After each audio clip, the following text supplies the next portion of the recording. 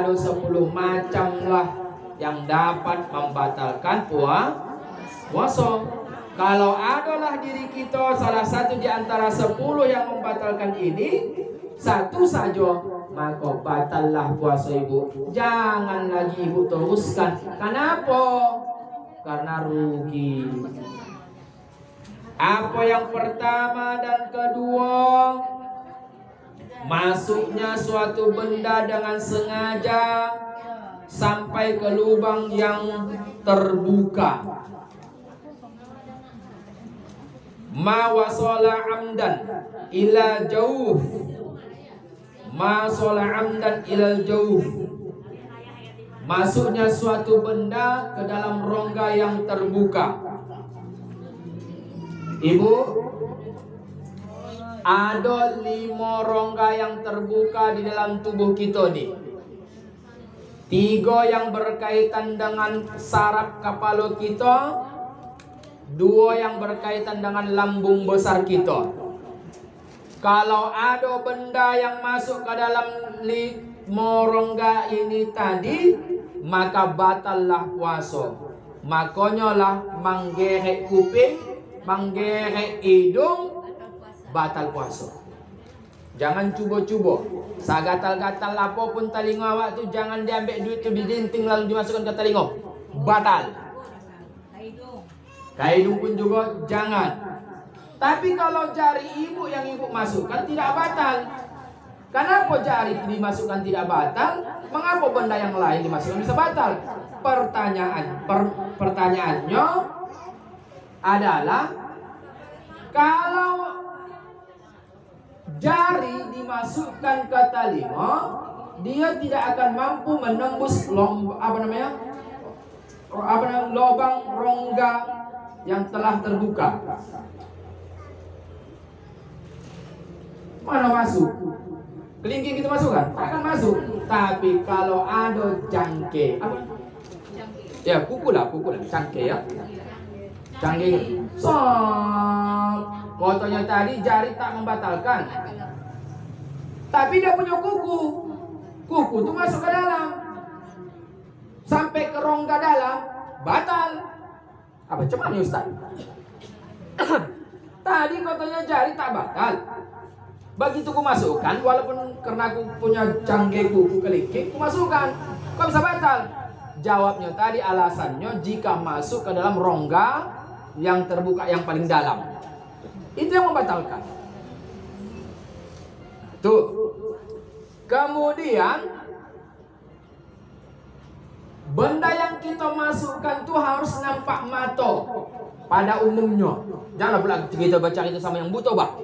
Kalau yang buta pula, apa pun ditunjukkan di mukanya bukan nampaknya itu. Nampak pada umumnya. Makanya, maaf, mencium Pixenheller, hidung ibu tak sumbat. Batal nggak puasa? Tidak batal. Mencium minyak wangi, balsam, Epixon, mencium baygon, udah tak ada kok aja gitu. Mati lah terus. Ya, ibu cium, batalkah puasa? Tak batal. Mengapa tak batal Ustaz? Karena yang ibu cium itu aromanya, bukan bendanya. Aromanya. Makanya kalau kita memasak, boleh kita mencium masakan kita tuh. Sudah. Udahlah, sampai situ lah. Kenapa? Karena yang membatalkan tadi memasukkan benda alam. Mau ada jadi pemain suri pula dalam sini.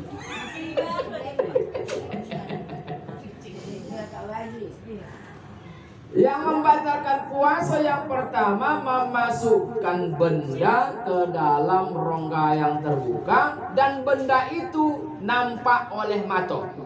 Yang nampak. Pertanyaannya tadi, aroma, uap, bau, nampak enggak? Nampak?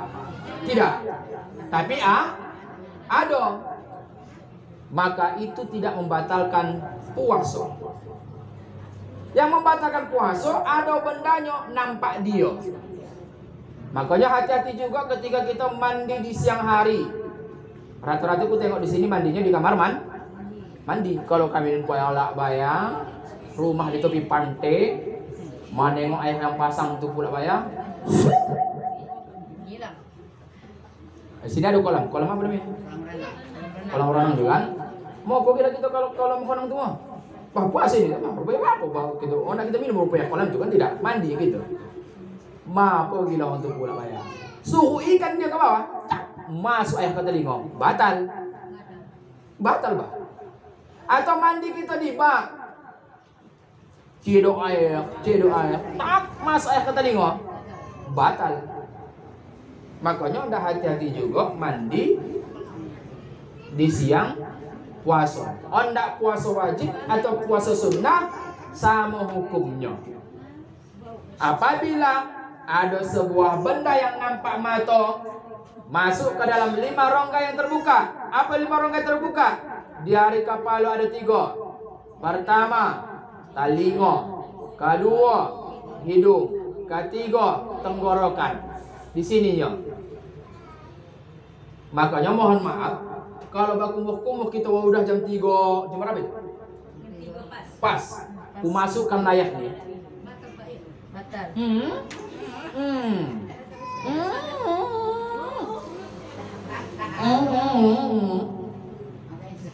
Maksudku, airnya jika sampai di sini tapi tidak masuk ke sini, tak apa-apa. Tak apa-apa. Tapi kalau umpamanya masuk air ke dalam melewati palang merah ini, walaupun setetes sekalipun batal puasa. Apakah itu sebutir nasi kah? Apakah itu sebutir daging tadi pagi yang kita makan waktu sahur kah? Kadang-kadang kan daging ini biasalah hari pertama puasa kan ada istilah namanya punggahan kan? Mamogang. Ada daging ayam kita masak, ada daging kambing kita masak. Lalu sahur itu kita makan, tahulah nama sifat daging. Kadang-kadang tersangkut di gigi. Datang lidah, kurang kehojoan di kelek-keleknya nih.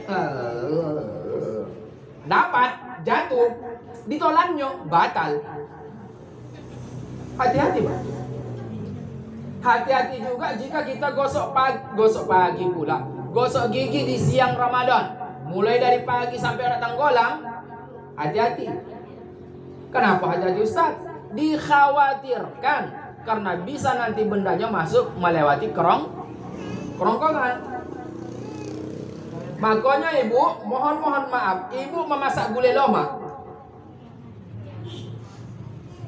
Kita tak tahu ini karena ini nama buku ini pula. Dimasalah pula gulai.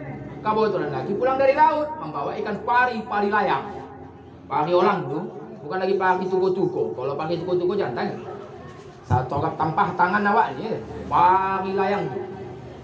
Di bola. Nah deh. Masak gulai loma. Pas macam lagu si laut tuh. Biar baru rumah nak untuk. Yang penting gulai loma. Macam mana ni ya? Gulai ni kurang garam tidak ya, kurang asin tidak ya, kurang manis tidak ya, kurang kuras tidak ya. Awak puasa boleh dirasa tapi jangan ditolak. Kenapa? Kalau hanya sebatas di mulut saja tidak membatalkan puasa selama tidak melewati. Karena alat perasa untuk merasakan asin, manis, pedas, pahit, payo, kolat, apa lagi? Podah. Itu hanya lidah yang mampu merasakan itu. Maka caranya macam mana? Kurang manis. Sekali lagi. Iyo kurang manis. Tambahlah gula. Enggak, bukan cari teh manis nih, Pak. Janganlah pala ibu tes itu pula bayar. Aku mencari tokannya nih. Kita kan cari itu yang tadi kan. Biasanya kan orang Jawa nih kan kalau memasak dia pasti nak masak-masaknya. Ya kan? Aku orang Batak pula bayar. Tambahlah. Tapi ingat, yang makanan yang kita cicipi tadi itu wajib dibuang kembali. Ini kan dilap nih Kang yo. Dilap nih Kang. Jangan pula disambil yo. Jangan pula. Batal. Itu baru batal. Yang tak batal itu macam mana? Kurang masin, tambah garam. Kurang manis, tambah gula. Kurang pedas, tambah cabai bawang. Kurang pedas lagi, tambah merica, kacau. Ukurannya bagi dua buku, mencetkan mun.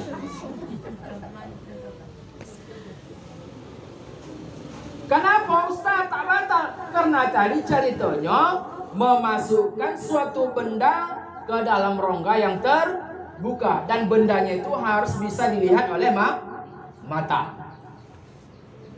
Itu yang berkaitan dengan otak, telinga, hidung, kerongkongan. Makanya jangan coba-coba besok kita pergi ke stasiun kereta api, ondak ke Medan, memborong pakaian. Udah mas, ini pula bayar tanggal 27 puasa. Mana? Pergi kita ke Medan. Naik apa ya? Kereta api. Tahulah kereta api. Setiap orang tuh dimasukkanlah bendanya. Batal puasa Pak. Gara-gara nak membeli baju kayu ke Medan, dicuci orang tuh pakai alat apa namanya itu? Swab. Masuk benda tuh batal puasa. Elok naik kau PJ. Kalau kau PJ tinggal togak dalam si bagus. PJ. Lewat itu. Wali, apa wali? Sepadan. Raja wali. Sepadan. Buat tangan saja tangan tuh begini ya. Lewat leh, bangun tilit. Dah. Kalau naik di tawak tak perlu disep-sep orang tu. Tapi kalau naik kereta api, naik pesawat terbang,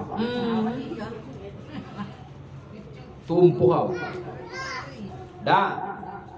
Jadi itu berhubungan dengan saraf kepala. Ada dua lubang yang berhubungan dengan usus besar. Apa itu? Maaf 1000 kali maaf, bahasa fikihnya namanya kubul dan dubur. Kubul dan dubur. Kalaulah masuk suatu benda ke dalam dua lubang ini juga pun batal puasa. Kalau masuk sebuah benda ke dalam dua lubang ini juga pun masuk puasa. Tak perlu kita torangkan apa pun benda yang masuk, itu nanti suatu saat pasti kita akan alami itu. Ya kan? Maaf 1000 kali maaf. Kalau kita udah masuk ke rumah sakit, ya kan? Talontang di udah masuk lah ruang UGD, tak menyadarkan diri, apa kata dokter? Kita kasih ini Pak, Bu, apa namanya itu? Lubang kencing, apa namanya? Kateter. Batal lah puasa. Puasa kawan punya pula bukan puasa apa? Dimasukkanlah benda itu. Batal lah puasa. Dah. Itu yang pertama. Jadi ibu pahami saja. Jadi Ustadz kalau tadi mencium durian, batal nggak puasa? Tidak. Kenapa tidak Ustadz? Ada yang bendanya. Duriannya memang benda. Baunya itu benda nggak? Nampak mata nggak? Kira-kira begitu memahaminya. Durian tuhnya nampak gitu. Durian tuhnya benda. Tapi aromanya itu nampak gitu? Tidak. Ustadz, aku pilek ini Ustadz. Hidungku tersumbat. Ku boleh lapik senheler biar lompang ini di hidungku nih. Ku hirup lah Ustadz. Batal puasa Ustadz? Tidak. Mengapa tidak Ustadz? Tapi benda itu fiction hellernya ya benda, aromanya tidak benda. Kenapa tidak benda? Karena dia tidak nampak mata. Benda yang dimaksud di sini harus nampak mata. Harus nampak mata. Nah, jadi ibu, kalau nanti kurang paham silahkan